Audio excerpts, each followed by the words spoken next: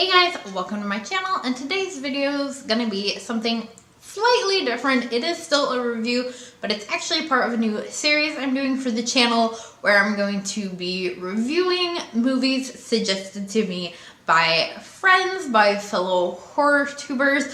So I reached out to a few people to have them send me some of their favorite films or just films that they would like me to review. And for this first one, this one is gonna be for Lee from DrumDums, and he asked that I review The Descent. This is a film that I had not seen, I had heard of, but with most of my reviews, I went into it not knowing a lot about this film.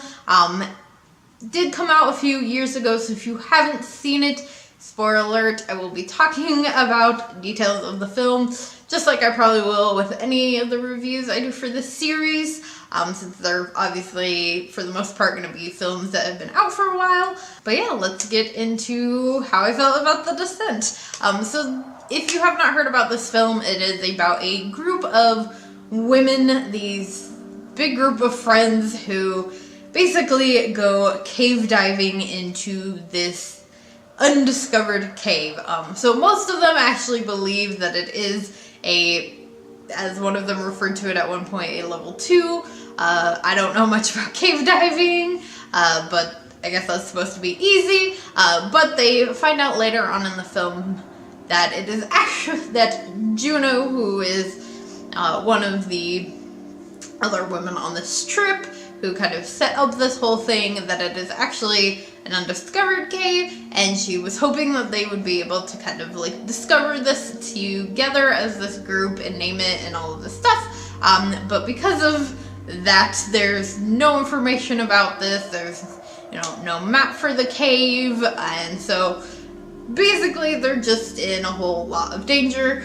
The first kind of hour of this film isn't a lot of horror stuff. There's, the accident in the very beginning of the film, and then there is some danger that they fall into from being in this kind of unknown cave. And I thought that that's really what most of the film was gonna be, was just them kind of trying to get through this dangerous cave and just dangerous cave stuff happening. But about, like I said, an hour into the film, you do get into some sort of supernatural monster movie type stuff.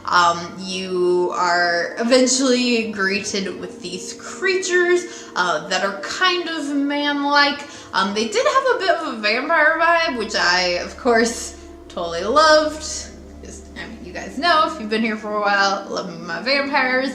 Favorite supernatural creature. And I don't really know if that's what they were supposed to be. I think they're supposed to be some sort of unknown creature, but because they're living in a cave, they have developed kind of the senses of a bat.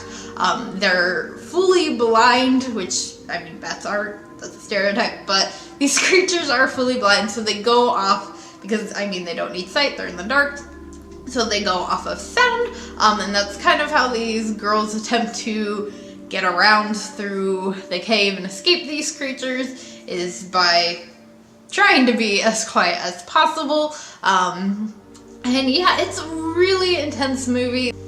Sorry, ring light went out. We're just gonna work with some natural lighting here. So, like I was saying, there is a lot of kind of blood in this film, which again, if you've been here for a while, you know that I kind of love the gore factor, of course, because I love slasher films. So that is definitely a big plus for me in this film. And there's definitely some epic fight scenes between these girls and the creatures, and even kind of within the girls themselves. And those scenes are really great, but I wouldn't say that I was necessarily in love with this film. I didn't hate it. It's not the worst film ever. I wasn't miserable watching it. I did enjoy it, but I didn't fall in love with it. Sorry, Lee. But I still did really enjoy it. I still thought it was a really good time. There were just some things I didn't really like here and there. One of the kind of aspects, drama situation, which within the film is between the Juno character and the Sarah character. You basically find out in the very beginning, even before the car wreck, that Juno is having an affair with Sarah's husband, or it's implied basically, and that is kind of why he's distracted when driving and this car accident happens.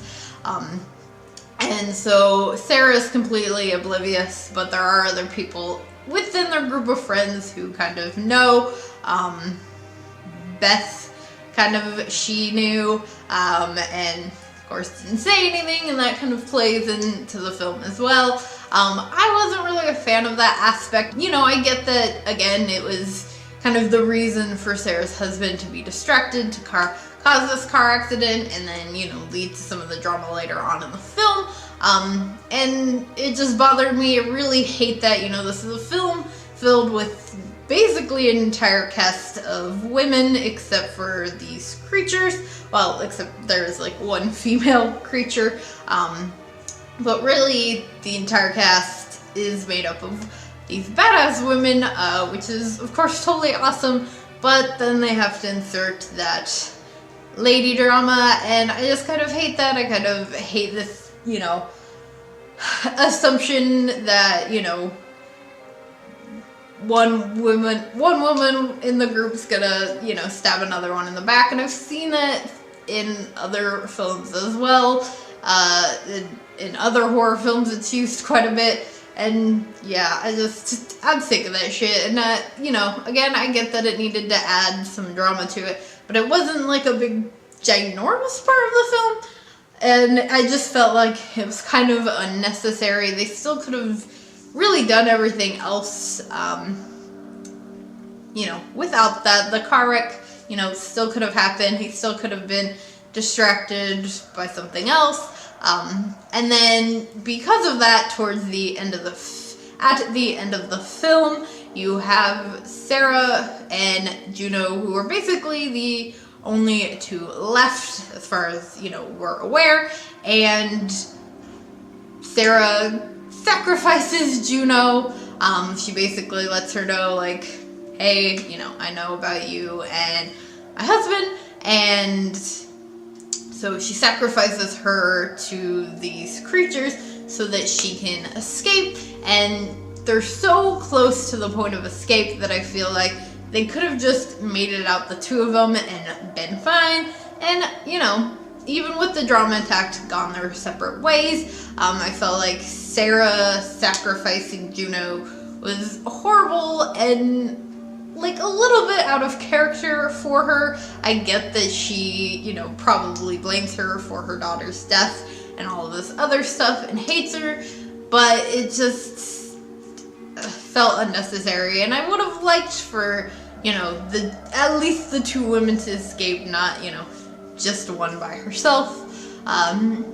So that was kind of the only thing that really annoyed me, and I guess the fact that it also, again, it took like an hour to get to any of this creature horror stuff, but it still sort of worked for this film. You know, all of this kind of creature stuff goes pretty quickly, and it's all pretty intense, but like I said, I did really enjoy the creatures and all the blood and whatnot, so it was definitely a very interesting film. I will probably check out, I know there's at least one sequel, I don't know if there's more, and I'll probably check those ones out as well. If you've seen The Descent, let me know what you thought about it in the comments below.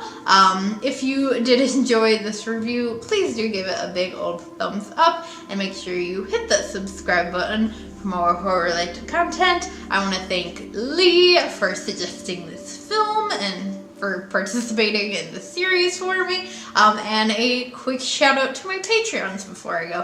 Thank you guys so much for helping to contribute to the channel. If you want to know the perks to being a patron, links are in the description below, along with all of my other social media. I'll see you guys later with another video. Bye.